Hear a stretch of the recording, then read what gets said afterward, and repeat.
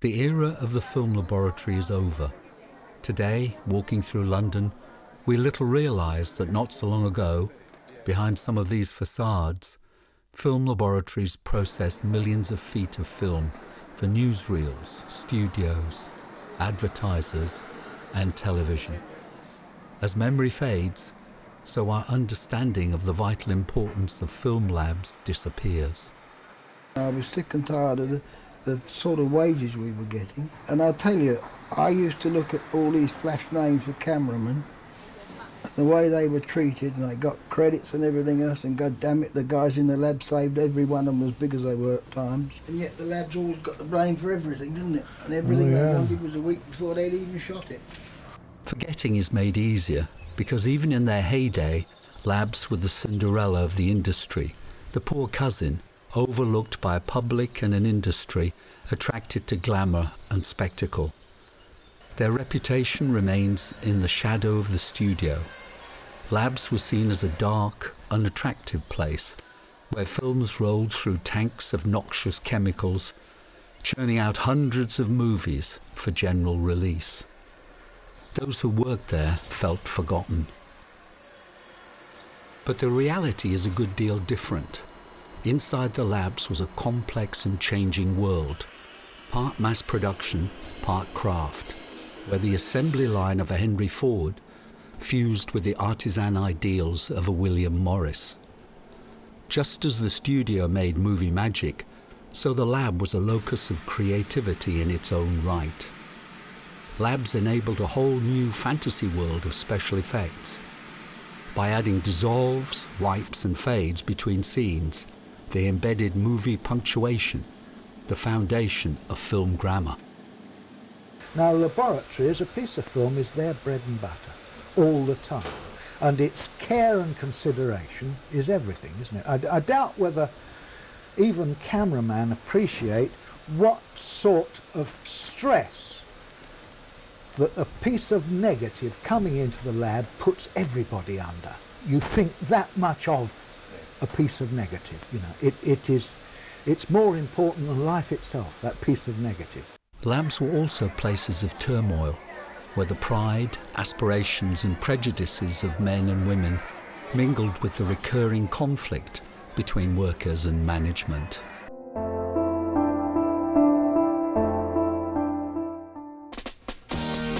Rank Laboratories at Denham, the back room of Britain's film industry. And a sign that's known the world over. Mr. Jim Daly, Managing Director of Rank Laboratories, welcomes the President of the Rank organisation, Sir John Davis, and other members of the parent board, who are here to inspect the constant and complicated procedure of film processing. In the post-war years, British film laboratories expanded. This was their golden age. Not only did they process film for studios, but the arrival of the BBC, and then later ITV, created new demand.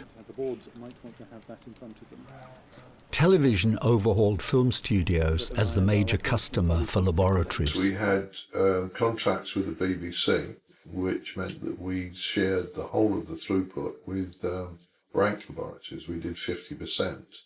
Plus, we did their telerecordings when they occurred. So we did an enormous amount of telerecordings. And I was very closely, they were handled by the Sensometric department. So we handled thousands, millions of feet of telerecordings. We did the Forsyth saga and supplied the prints to Russia, Scandinavian countries all over the world. A huge amount of prints from that. And the Sykes series and Hancock and, you know, Your Life in Their Hands and all those things. Bigger labs provided a full range of services, including 35 and 16mm developing and printing in black and white and colour. Smaller labs offered a more limited range, often in 16mm. In the early 1960s, British laboratories employed around 6,000 staff, mainly in London, but also Cardiff, Leeds, Manchester and Glasgow. The biggest firms were Technicolor, Rank and George Humphries. Rank Film Laboratories alone employed 1,000 at its two sites at Denham and Acton. As the years progressed, big fish swallowed up the minnows.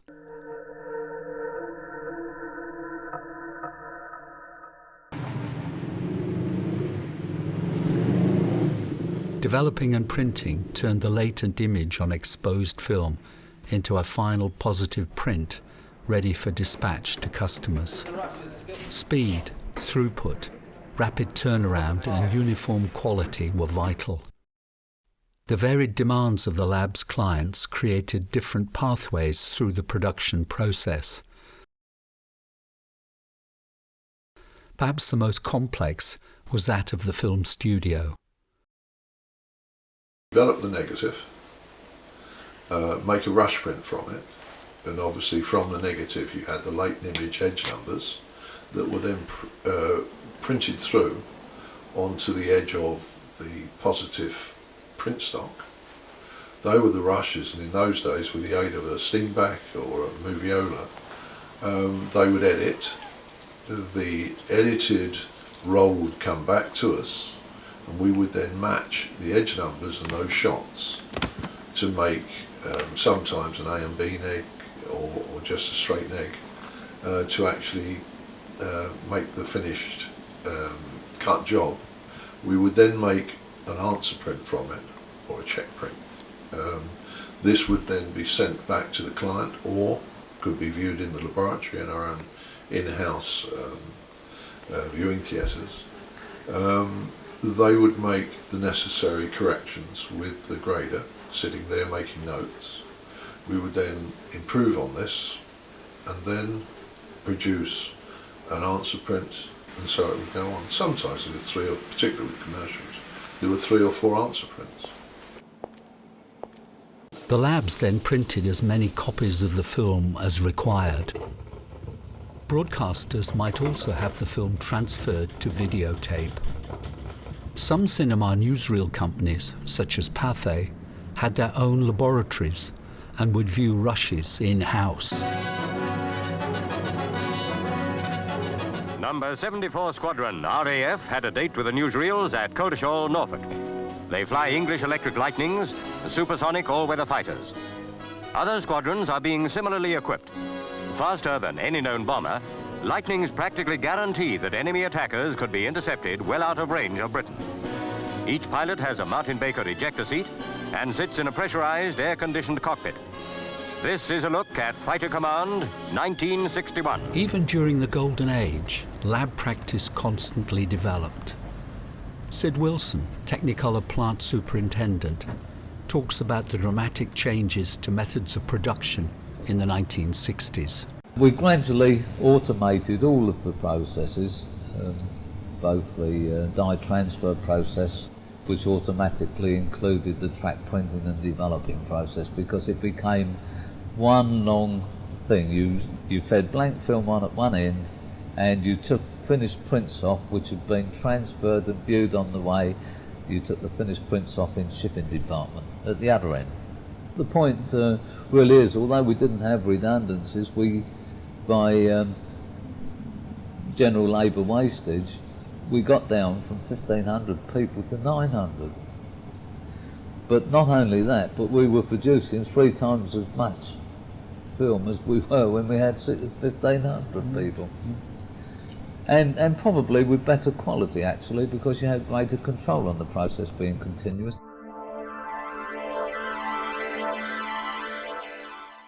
Alongside speed and standardization were the equally important creative elements of lab work. The grader established the overall look of the film. The dubbing theatre added sound effects, and the art department produced titles. But absolutely everything was hand lettered, normally in white on black, on set-sized, heavy black card. And then it would have been processed in various ways if they wanted backgrounds and so on. You know, at the end of film titles you have all those little symbols for the different companies. Even those were hand painted, which nowadays seems to me quite extraordinary. Optical printing was the heart of special effects, often referred to as the tricks department. The optical printer consisted of a cine camera facing a projector. Individual scenes or whole movies were painstakingly photographed, frame by frame. Fades, wipes and dissolves between scenes were the bread and butter of the optical department. Until the arrival of videotape and digital post-production, all out-of-camera special effects came from the film laboratory. Labs not only processed film, they shaped the final moving image. Labs rescued many failing productions and a director's reputation. Poorly exposed film could be pushed or pulled in developing to reduce or increase exposure. There were no limits to the ingenuity of the labs, as techniques could be combined in endless permutations. Of course, just as equally, poorly handled film could destroy an otherwise good picture. Labs could make or break a film. Perhaps the most dramatic special effect was the travelling mat. This allowed the combination of live actors with animated models and exotic scenery. Artistic possibilities were endless. We did travelling mats on lots of things, Yellow Rolls Royce and some of these big epics and 633 Squadron, stuff like that. And without travelling mat, it wouldn't have happened. You know. There's stuff in the aircraft cockpits, which is easy now, it's CGI, but then it wasn't. You know, you have a model of a cockpit on the floor, which had to wobble. And of course that used to be horrendous. Sometimes it would go off the blue screen. But travelling mats were expensive to produce. In the late 1950s, Rank developed a simplified and cheaper alternative, the sodium vapour process. This attracted the attention of science fiction filmmakers who used the technique to enhance visual realism in their low-budget movies. It was this that encouraged Ray Harryhausen, the greatest stop-motion animator of his generation, to move to England. His The Seventh Voyage of Sinbad was processed at Denham.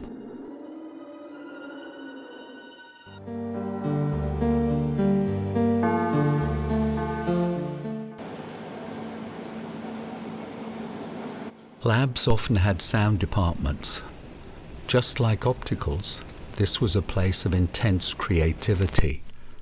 Here they transferred original recordings made in film studios or on location, added music and effects, mixed sounds and dubbed foreign languages before the lab finally printed an optical soundtrack with the picture. In 1964, Simon Rose, age 18, joined the dubbing theatre of Colour Film Services in the basement of its Portman Close building. This was a dubbing theatre which was part of a laboratory that did 16mm processing and printing on Ex-Chrome and Kodachrome, reversal stock, which was quite popular in those days. But they had a dubbing theatre in the basement, and I got a job there, and it was a nice little, it was a great setup. Lou Hanks was a brilliant boss, the best boss I ever had, and he'd accumulated a very good team. He was a good head of sound, and as an amateur he liked a bit of experimentation, which I've always enjoyed. I remember once he was dubbing a film, and it was set at a horse race. And he said, well, we really need some tannoy here, don't we? You know, the editors haven't given me any sort of background noise. It doesn't feel like a race course, we need a tannoy. So he picked up his headphones and plugged them into the mic socket on his desk. I didn't know you could do that. Apparently headphones can work as a microphone in reverse. And he went forward, went into record. As he was dubbing with his fingers on the faders, he was also shouting into his headphones, saying, "Coming over the rails now, it's number 6. Yes, I think it's going to be a close thing." And he put it on he put it through a filter, so it sounded like tannoy. It was brilliant. He had a very good sound mixer, his main mixer, called Mike Billing, who was, I think, one of the best sound mixers I ever came across. In those days we used to have cue sheets to tell the sound mixer what was coming up, so the editor would lay all his tracks and then he'd make up this chart, and you might have 8 tracks and you'd indicate the exact footage at which you wanted something to fade in and fade out. And Mike would actually read this thing, and using all 8 fingers on different faders, he'd do it, and he'd do it for sort of minutes on end, and you think, come on Mike, keep going, don't stop. And it wasn't just clever, it was good. That gave him a real feeling for the dynamics of the soundtrack, rather than stopping and starting, which is very common these days, and you stop and you set your levels and you do a bit at a time. He really had because of the way he did it, he really had a feeling of the, as I say, it was like a piece of music. Evaluated in comparison with steam drive in many parts of the world. The skill of sound mixing, which Mike had particularly, is not as obvious as you might think. The editor would come along and he'd have cue sheets showing at a certain footage he wanted certain sound to fade away and another sound to fade in. These days it would be, you can do it digitally, and there are machines will give you a sound mix, but that sound mix is going to be a basic sound mix where the two things move evenly. One goes down, the other goes up. It sounds simple. It's not. There's actually a lot of variation within that. What you can do is move your fingers at different speeds. You can, as you get to the end of the fade, you can give it an extra jerk or slow it down a bit. Mike could do that with 8 fingers. He'd give something a little nudge and it would just make all that difference. I remember, I think it was on, it might have been World in Action, 7 Up. There was a scene of some kids coming out of a school. Now the sound of kids coming out of school is fairly even actually as it's recorded, but Mike just swelled it as they came towards camera. It was very convincing. It worked with the picture, although it wasn't what the sound recorders had recorded.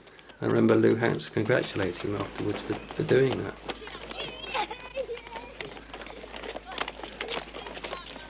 Yeah, when I got the job as a sound editor, apart from laying music, the other thing that was needed, of course, was sound effects. I had mute pictures and I had to imagine what people would expect the sound to be. So obviously I'd put seagulls on if it was by the seaside and sea wash. But sometimes I got shots that I had no idea or I had no way of getting the sounds. There was nothing we had in our library that was anything like it. I mean, I remember a shot of an icebreaker going through the Arctic Ocean, and we didn't have that in our library. So I messed about a bit and tried various things, and I went into the booth with a microphone and just rubbed it across my stubble, and it seemed quite convincing. Of course, the thing is, if a picture matches, if the sound matches a picture, if it occurs it's exactly the same second, you're inclined to believe that is the sound anyway.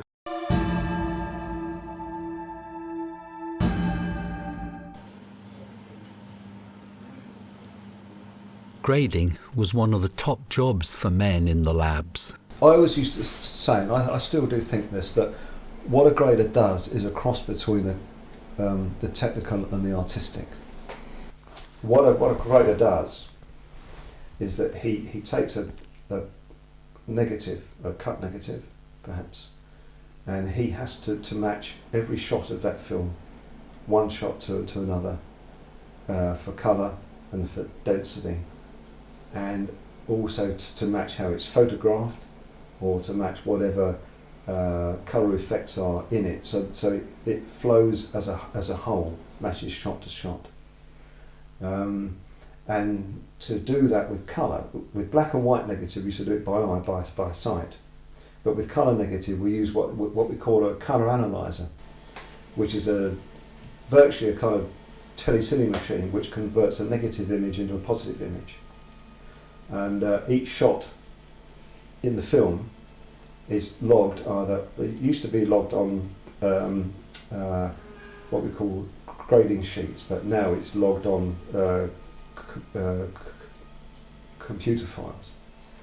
So each shot is moved through the analyzer by motor, shot by shot, where it's matched. You can go backwards and forwards, and so forth. And then then we grade red, green, and blue. We have 50 points on each colour, and 1 point across. 1 plus 1 is 1 point of density, and there are 8 points of density to 1 camera stop. So therefore, we have quite a big range of how we can grade film. And then how it works on a feature film, sometimes on a documentary, we would have either the editor or the DOP come in, and he or she would then guide us through it, because before we grade we would have what used to be a cutting copy show, which was the edited work print from the editing room, from the editor, and that would have all the rushes grading on it, and then we would view that in the theatre or on the viewing machine, and then you go through shot by shot and they would say, right, this is how I want this to look, that's how I want that to look. You'd make a note of that in your notebook. When you come to actually grade the film on the analyzer, you make a note of that and grade it as required, or as you think it should be. Because very often with when films are shot, they do retakes, or they go, or there's a difference in time between when they shoot one sequence and another, so you have to match it all in. You would have a preliminary chat to begin with to discuss the film, what it's about, what the subject matter is, what the mood is. Very important that to get the mood of the film right. Whether it's a thriller, which is kind of dark looking, or a comedy, which is usually very light and bright and colourful. And then, and also you would get to know what a particular DOP likes in terms of grading, how he wants his film to look. And there are some DOPs which were easier to grade than others. Not through not being particularly disrespectful, just that they had certain ways of working. So you think, okay, you're getting a film in from so-and-so, okay, I've got a good idea how his film's going to grade. So you'd have a kind of an intuition before a film starts, how you're going to approach it. So you would build up a relationship. That's very important, that the relationship with the DOP, because if he or she trusts you, then you know that you're onto a good working relationship.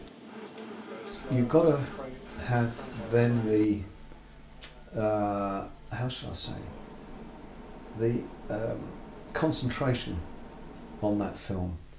You've got to have the dedication to it, which is very important, obviously. You know, you've got to say, okay, I know how this film's going to look, I know how I'm going to grade it, more or less.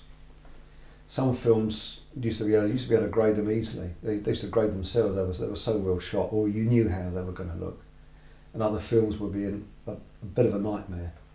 And sometimes you'd grade the whole thing, and then they would change it all. So you have to do it all over again. But then that was one of the challenges, you know, that you accepted. You thought, okay, being a grader, you're actually on call, because you can get. I mean, when Stanley Kubrick used to come to Deluxe and grade, I wasn't there then, but the graders who worked with him, he used to phone a grader up at 7, 8 o'clock at night, giving him grading instructions, even 2 in the morning. He would phone a grader up at home and say, all right, okay, you know, I want it done, this, that. And they'd say, oh, they would say, hang on a minute, Stan, it's 2 o'clock in the morning. He'd say, well, so what, you know. But that's the kind of thing that you had to devote yourself to it. And even when I had a growing family, I mean, very often I had to go in on a Saturday or a Sunday and grade, or stay late in the evening, because that's the nature of the job.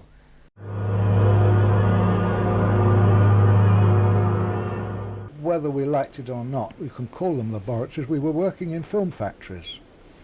Well, I would never have it called a factory. I know you can't wouldn't, turn film out like a sausage. And they didn't mind you calling it a laboratory as long as they paid you as if you worked in a factory, Yeah. which they did. They treated us and paid us as factory hands. Laboratory practices improved. I mean, in my day, when I first started, I used to have to wear a rubber apron, rubber gloves. When I finished, our laboratory at Denham was cleaner than Eastbourne Hospital. I suppose you could think of it as a glorified factory, but a glorified factory, but somehow it didn't seem like that. It seemed as though it was something nice that you were doing, something interesting at the end of it, and although I suppose you could say it was repetitious as such, but I suppose we thought it was quite glamorous.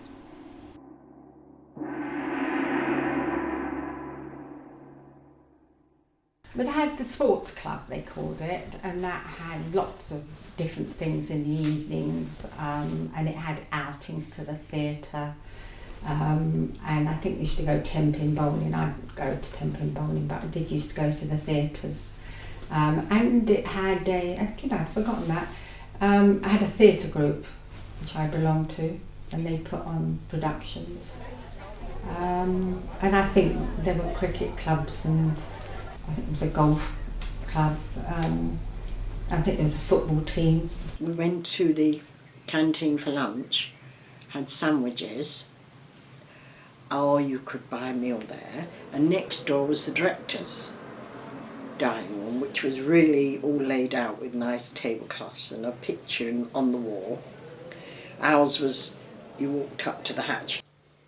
Disputes with management, we didn't have any, but I didn't like them much personally. I'd left school somehow with an idealistic view that the people at the top of a company must somehow be the best people. That's how they would have got there. They'd be superior in some way. But I discovered there that the people who got to the top of the company were there because they were interested in making money, and that didn't necessarily bring out the best in them. Employers had an association called the AFLE, which was the Association of Film Laboratory Employers. So therefore the union negotiated with them as a whole. So what the big labs got, like Technicolor and Rank as it was then, all the small labs got they got exactly the same deal, which was good, even though obviously a lot of the small lab employers used to complain because some of them found it difficult to match it. But at the time, in those days of high inflation, I mean in the 70s it was up to 25%, and we used to get whopping great wage increases. I mean, nowadays you can only dream about it. The post-war years were an age of optimism, self-assertiveness and collective strength for labs workers. Governments, both Labour and Conservative, endorsed collective bargaining, and post-war full employment encouraged workers to demand better conditions. Production workers joined ACTT, the Association of Cinematograph, Television and Allied Technicians. The television bit was added in 1956. The closed shop existed in most labs, so the employees had to have a union card if they wanted work. About 1/3 of all ACTT members were in the labs. The rest were in the studios and broadcasting. They were the bedrock of unionism in the entertainment industry. In those days, the laboratories, of course, were remarkably powerful. I mean, in most cases, I suppose, we solved the studio's difficulties with their management. That's right. Yeah. They didn't ever seem to solve them themselves. They got us to black them, which of course would be outside the law nowadays. But we used obligingly to black, and usually I think it worked. In the early years, ACTT led some tough campaigns to improve the low status of labs workers.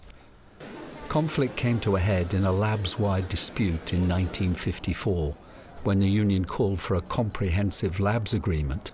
Employers responded with a lockout and threats of dismissal. During the dispute, mass meetings were organised. 1,900 labs members assembled at the Gaumont, Hammersmith. Technicolor workers met at the Hounslow, Granada. When we come out of this meeting, we got cracking and we said, let's march to Technicolor, which I say it's about 5 mile, about 5 mile. Well, we said, no, they said, no, we'll march a few hundred yards, just let the town see. So we were near the front, and one of the front was saying, no, Technicolor, let's go to Technicolor. And we did. Alvin dropped out after a few yards, and so did some of the others. But we went on, and it frightened the life out of them. From Hounslow down to Technicolor, what a blooming walk. We only had to do it 'cause the bosses wouldn't talk. But if they will negotiate, then we'll pull out the cork, and we'll all come back once more. Glory, glory for the Union. Glory, glory for the Union. Glory, glory for the Union. Hurrah for the ACT.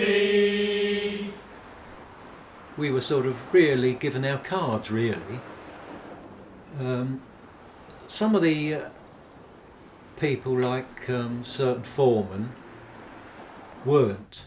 They went into work, obviously called scabs, and had to go through the picket lines, and they got more agitated, and they started thumping cars a little bit, you know, because one of them had a relation, brother-in-law in the car, and it caused a terrible lot of ill feeling afterwards. I mean, there was people who would never have their in-laws round the house.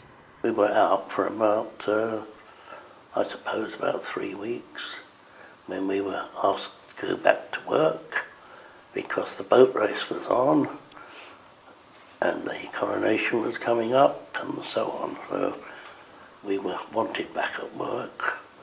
We in fact went to ACAS, and we were awarded everything we'd asked for at that time, which was 7% across the board, get down to a 40-hour week, and we managed to get another day a week's holiday. The strike was the most important dispute in the labs. Prosperity, relative peace and harmony prevailed for the next 20 years. All companies, except Kodak, accepted the 1954 settlement. Only in 1973, following a 12-week lockout, did the company grudgingly concede recognition, but only at its Hemel Hempstead plant.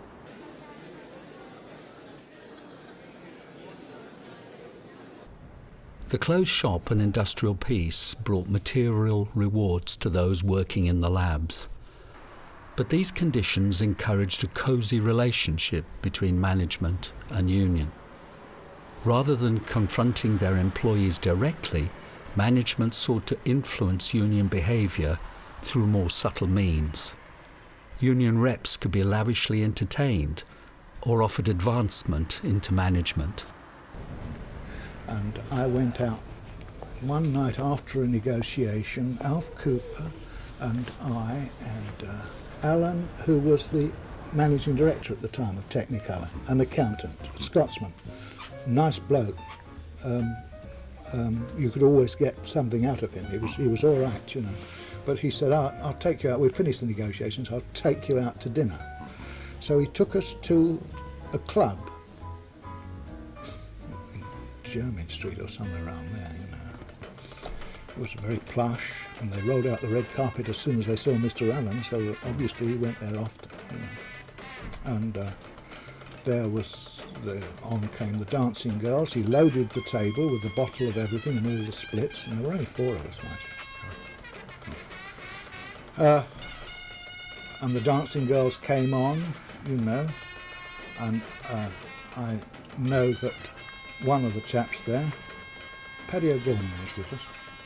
He said, my God, that's a big girl on the end there. They were topless, of course, these dancers. And Ray said to him, do you want her? Waiter. It would all have been on Technicolor's expenses, you know.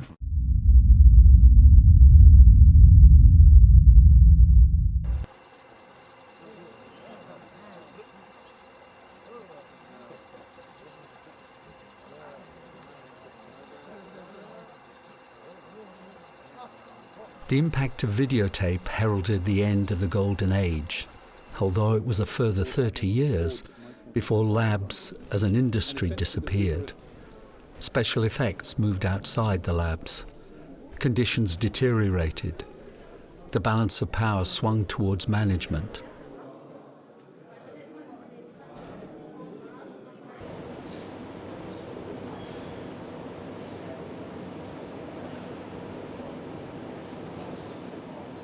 Time passes and the memory of film labs dims.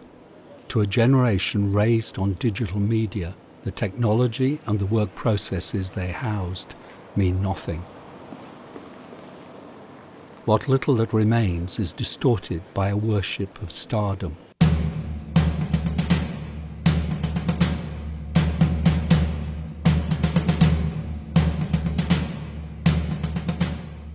When the Denham Film Laboratory building was redeveloped as luxury apartments, its long and illustrious history as a place where film's latent images and sounds were brought to life was obscured by a makeover that foregrounded more glamorous aspects of the British film industry. Tonight we're launching the Denham Film Studios, where we're paying homage to the movies. So we have a whole army of stormtroopers from Star Wars. We've got James Bond and his DB5, along with Chewbacca. This documentary provides an alternative narrative. It draws attention to the importance of British film laboratories.